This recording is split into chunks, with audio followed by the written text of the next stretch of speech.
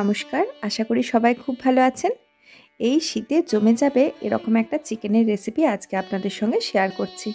Already আপনারা thumbnail আর টাইটেলটা দেখে বুঝতেই পেরে গেছেন আজকে আমি আপনাদের সঙ্গে শেয়ার করছি ধনিয়া চিকেনের রেসিপি।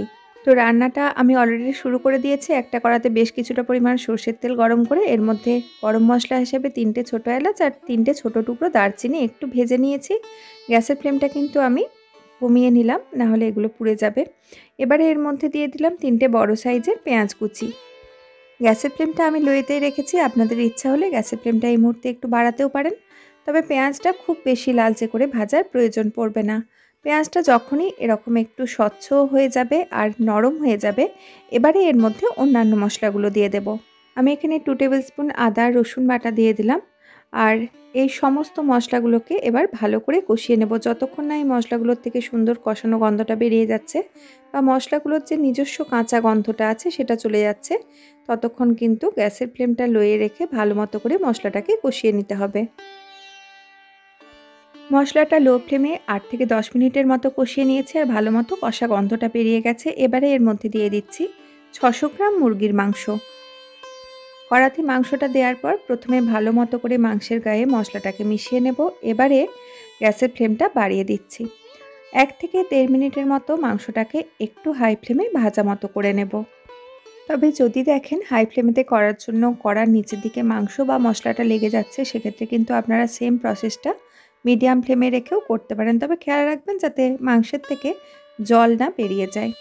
তো 1-1.5 মিনিটের মতো আমি মাংসটাকে নাড়াচাড়া করে নিয়েছি। এখন গ্যাসের ফ্লেমটা একদম লোয়ে করে দিলাম। এবারে বেশ কয়েকটা মশলা দিয়ে দেব। যেহেতু ধনিয়া চিকেন, এখানে ধনের পরিমাণটা কিন্তু একটু বেশি লাগছে। আমি ভর্তি 1 চা চামচ ধনে গুঁড়ো দিয়ে দিলাম আর দিচ্ছি হাফ চা চামচ জিরে গুঁড়ো।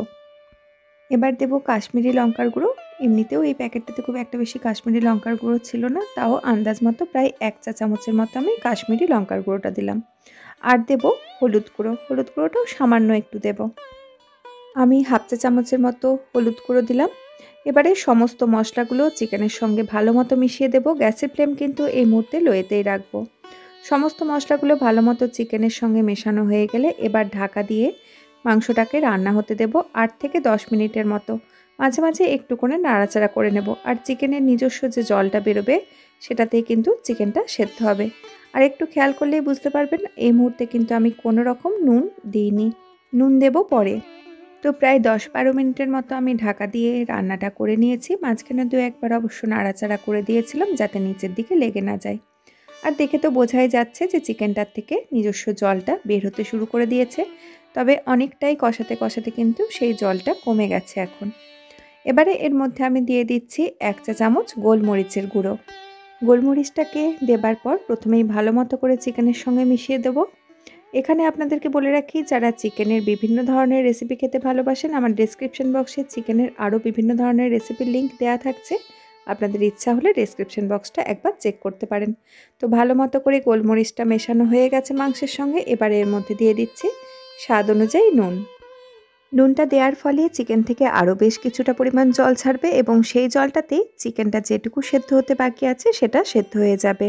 সমস্ত কিছু ভালোভাবে মিশিয়ে নিলাম। এখন লো ফ্লেমেতে ঢাকা দিয়ে রেখে দেব চিকেনটা যতক্ষণ না ভালোভাবে সেদ্ধ হয়ে যাচ্ছে।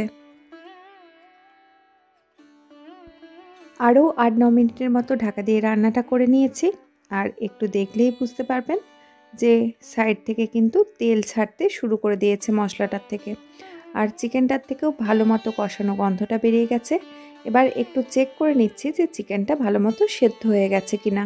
এই মুহূর্তে অবশ্যই একবার চেক করে নিতে হবে যে চিকেনটা ভালো মতো সিদ্ধ হয়েছে কিনা। যদি সিদ্ধটা ভালো মতো না হয় সেক্ষেত্রে ঢাকা দিয়ে আরও কিছুক্ষণ মাংসটাকে রান্না করে নিতে হবে। তবে এখানে দেখেই বোঝা যাচ্ছে যে মাংসটা ভালো মতো সিদ্ধ হয়ে গেছে। যদি মাংসটা ভালো মতো সিদ্ধ হয়ে যায় তবেই কিন্তু এই রান্নার স্পেশাল মশলাটাকে এবারে দিতে পারবো। আমি একটু পরেই দেখিয়ে দিচ্ছি এই মশলাটা কিভাবে তৈরি করেছি। আর এটাই সেই স্পেশাল মশলা যেটা এই রান্নাটিকে অন্যান্য চিকেনের রান্নাগুলির থেকে আলাদা করে তোলে। একদম আলাদা টেস্ট আর আলাদা ফ্লেভার নিয়ে আসে। তবে এই মশলাটি দেওয়ার পর খুব বেশিক্ষণ কিন্তু আর রান্নাটা করব না, তাহলে ধনেপাতার যে সবুজ গাঢ় রঙটা আছে সেই রঙটা অনেকটাই ফ্যাকাশে মতো হয়ে যাবে। সেই জন্যই বলেছিলাম চিকেনটা আগে ভালো মতো সেদ্ধ হয়েছে কিনা সেটা এই মশলাটা দেওয়ার আগেই দেখে নিতে হবে। সব কিছু ভালো মতো মিশিয়ে লো ফ্লেমেতেই রান্নাটা হতে দেব আরও 1.5 থেকে 2 মিনিটের মতো। রান্নাটুকু হতে হতে সেই ফাঁকে দেখে নিই চলুন ধনিয়া চিকেনের আসল মশলাটা কিভাবে তৈরি করেছি। এখানে আমি 1 আটির মতো ধনেপাতা নিয়েছি। ধনেপাতার পরিমাণটা এই রেসিপিতে একটু বেশিই লাগবে। এই রেসিপির জন্য ধনেপাতার সাথেই আমি আরও বেশ কয়েকটি উপকরণ একসঙ্গে বেটে নেব। এখানে নিয়ে নিলাম 5টা কাঁচা লঙ্কা। ঝালটা আপনারা আপনাদের ইচ্ছা অনুযায়ী নেবেন। আর এখানে মাঝারি সাইজের একটা পাতিলেবুর হাফ পাতিলেবুর রস দিয়ে দিচ্ছি। ধনেপাতা এমনিতেই খুব নরম আর খুব সহজে বাটাটাও হয়ে যায়, সেজন্য আমি কোনো রকম জল ইউজ করিনি। তবে আপনাদের যদি প্রয়োজন হয় সামান্য একটু জল ইউজ করতেও পারেন। তো সব কিছু ভালো করে বেটে নিলে রেডি ধনিয়া চিকেনের স্পেশাল মশলা। এদিকে প্রায় 1.5-2 মিনিটের মতো হয়ে গেছে আর আমাদের ধনিয়া চিকেন একদম রেডি। অবশ্য একেবারে রেডি বলবো না, এর সঙ্গে দিয়ে দিচ্ছে হাফ চা চামচের মতো অল্প একটু চিনি। আপনাদের ইচ্ছা না হলে চিনিটা স্কিপ করতে পারেন। আর এই শীতের রাতে একবার এভাবে ধনিয়া চিকেনটা বানিয়ে দেখুন, রুটির সঙ্গে জাস্ট জমে যাবে। রুটি, পরোটা, নান পরোটা যে কোনো কিছুর সঙ্গেই এই ধনিয়া চিকেনটা খেতে কিন্তু দারুণ লাগে। আজকের রেসিপিটা কেমন লাগলো জানাবেন। ভালো লাগলে লাইক ও শেয়ার করার অনুরোধ রইল। দেখা হবে পরের দিন আবার নতুন কোনো রেসিপি নিয়ে। ততক্ষণ সবাই সুস্থ থাকুন, ভালো থাকুন, সঙ্গে থাকুন।